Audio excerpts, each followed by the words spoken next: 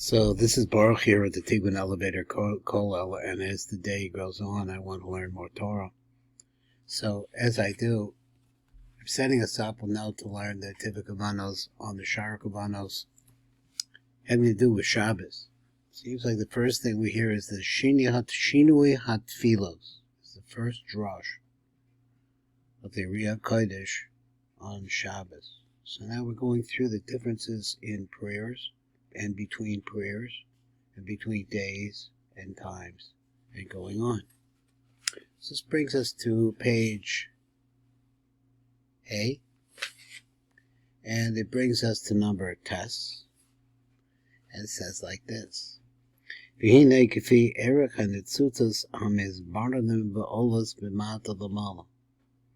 Now, according to the nature, let's say the qualities of the sparks of Kedusha that are refined out and wind up moving upwards, b'mata l'mala, from the lower worlds into the upper worlds.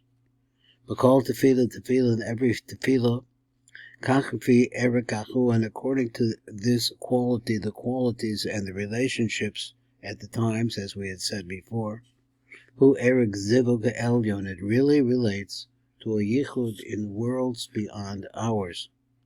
And also and so how they are received, and how the mochin and the flow that's within it, of the bracha that's in it, comes down. So the Tiv writes, Hainu, he says, Ayidei hatfilah shebakol yom ma'alam hanetzutzos so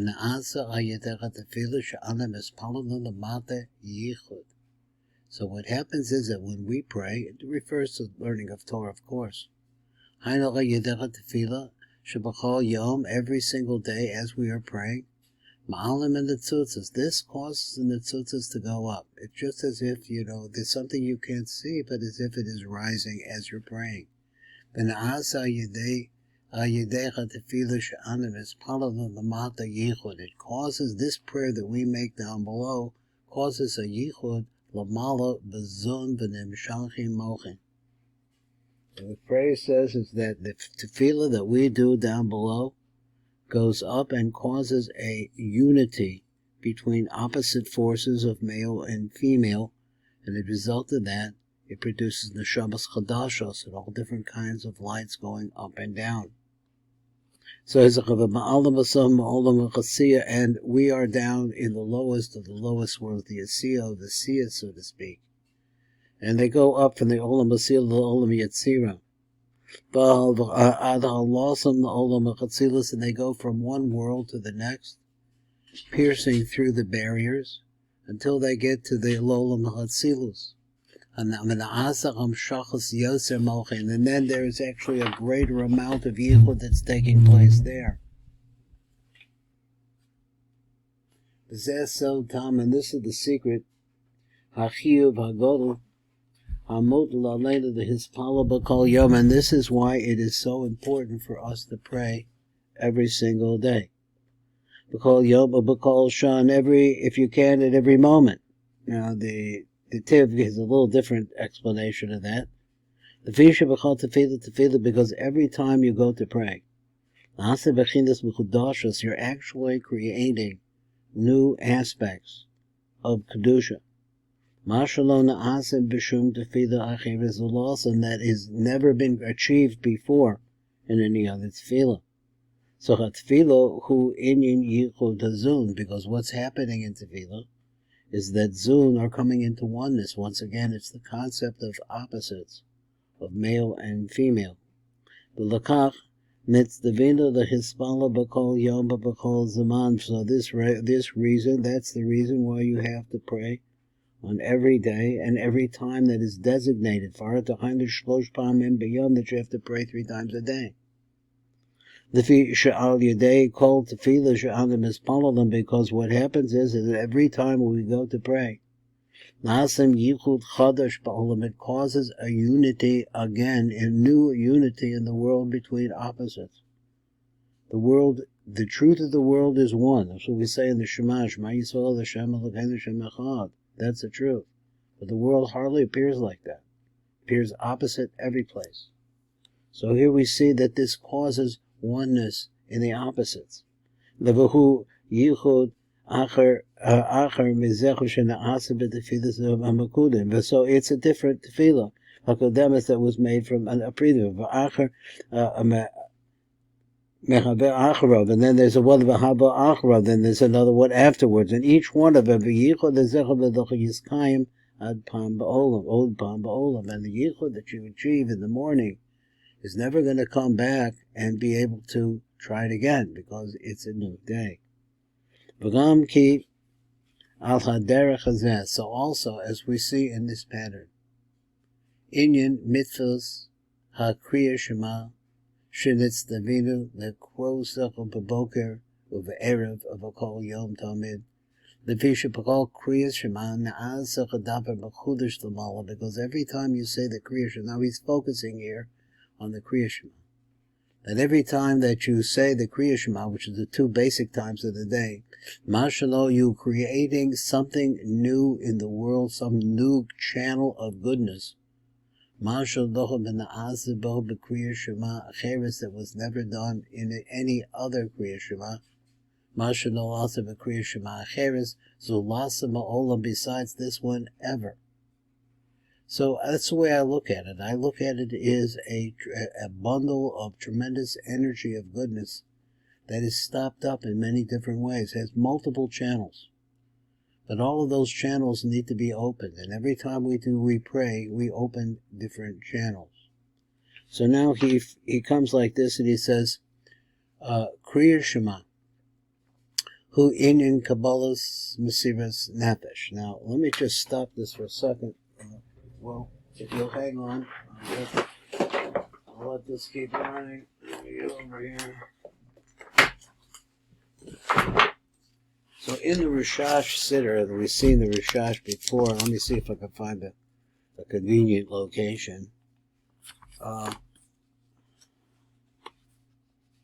show you what the Mesiras Nefesh looks like. Now, as you see, the Rishash Siddur has got all kinds of good stuff in it, so much that you really need a master plan to be able to get through it. All I want to do is show you this concept of the Mesiras Nefesh. And we're getting there. Back and back and back and back. And what you're looking at are different kinds of lights going in different places. And I'm still moving towards the Shema. Here it is. And here is the concept. The concept is in the Rishash. So it takes a moment to look at the words. So we've already said, Shema Yisrael, Hashem Eloheinu Keinu, and we're coming to the last word, which is Echad. And we notice here, let me just put my, where'd my pencil go? Get a different one.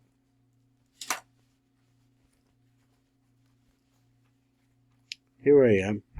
We're on this word, Echad.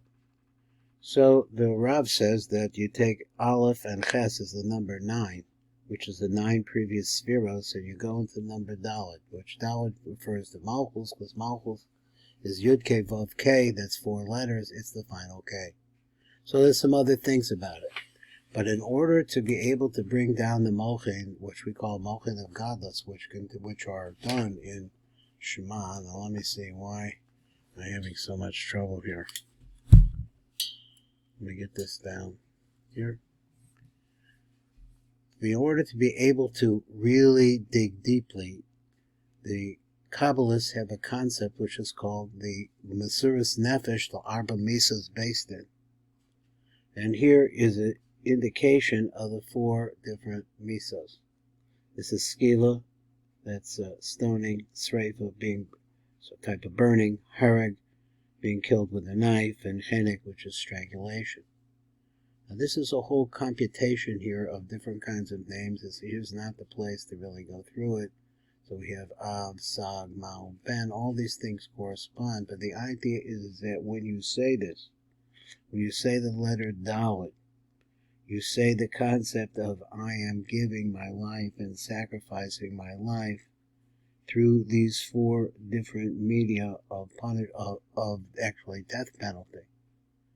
This itself, offering your life, causes all of those mochin to go up. Now, this is the first time I've shown this, and anybody wants to meditate on it and look at it, if you're to be able to see this video, you will see something very interesting, and maybe another time we'll get over to that again. So let me finish this up and come here, and it says like this. That's where we are. I said Kriya Shema. I'll start from this place. Kriya Shema hu in Kabbalah's Mesiras Nefesh. That's what we said, is the concept that we're going to give our life to it. And by saying mentally sacrificing our lives, Yichud the Abba v'Ima Eloyin. This causes a yichud of a tremendously high place between Chochmah Bina. But in them themselves, there's a tremendous difference. The kind of yichud that takes place and the bracha that it produces is different every day. There's also different. Bakol Yom Ben Kriya Shema Shachar is the Kriya Shema Shal Arvis. So then looking between days is one thing, but then looking in the day itself between what's at nighttime and what's at daytime. Because every time you're making a completely new yichud. So he says, and as we're finishing up, and he says, Chadash Lamala Ba'olamos El Yonos. So you're really purifying the pathways of bracha down to here. And this is Baruch Fleischman here at the Tikkun Elevator Kollel.